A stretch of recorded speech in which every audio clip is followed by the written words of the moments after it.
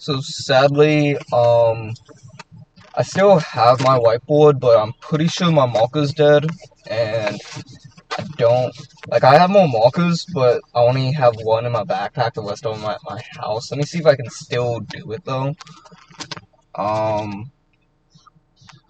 that kind of works. So, I feel like I did this one already, but, I don't actually know. Just off the top of my head. So, actually, my marker is working, so I can do this, so I'm just going to sketch this out. Oxygen.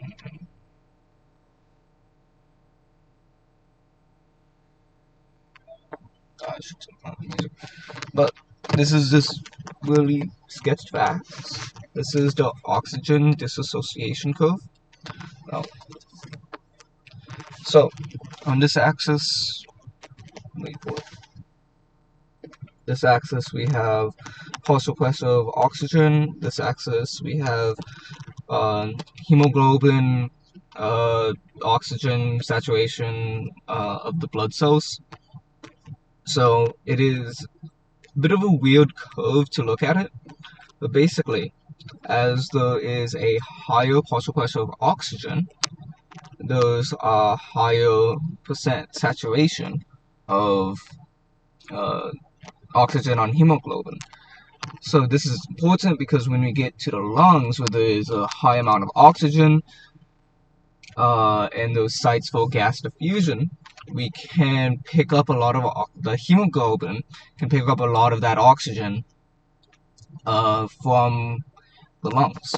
So then, as we get to tissues, once we get to the tissues, such as liver tissue, muscle tissue, skin, and stuff like that, as there's going to be a lower partial pressure of oxygen in those tissues because they're going to be just less oxygen rich than the lungs.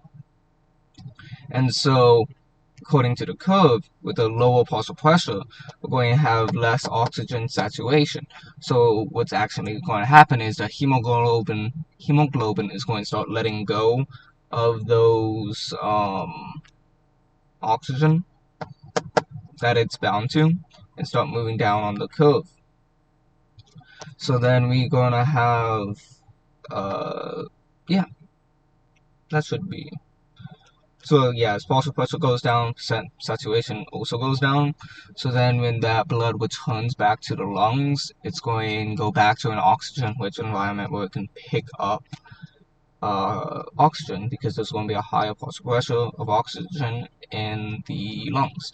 It's a bit of a weird graph because you kind of interpret it right to left, but where this goes into exercise is that as I was running today, then my muscle sites are going to have less oxygen because they're expending that oxygen. So as that oxygen is expending, there's going to be a much lower partial pressure of oxygen in specifically those muscle tissues. So in those blood vessels, as they get to those muscle tissues and into the capillaries and into the capillary beds, with a much lower, sorry, lighting is a bit weird, with the much lower partial pressure that we have in that site because that oxygen is being used up, oxygen is going to detach from hemoglobin at a much higher rate. Hemoglobin is going to become much less saturated with oxygen. This is especially important because as that the muscles are going to have that much lower partial pressure when they're in use than everywhere else in the body, so that kind of ensures that the oxygen is getting to those muscles specifically because of the law of partial pressures. Well, not the law of partial pressures, that's something a bit different, but because of this oxygen dissociation curve, I believe is the name of it. Yeah, and then there's going to be leftwards and rightward shifts on this curve, which I'll just go ahead and do in the next video. Because this one, I'm trying to do these shorter. and this one's already nearing 5 minutes. Yeah, this is a basic curve. I'll keep this for next time, just on like done like this, so I can just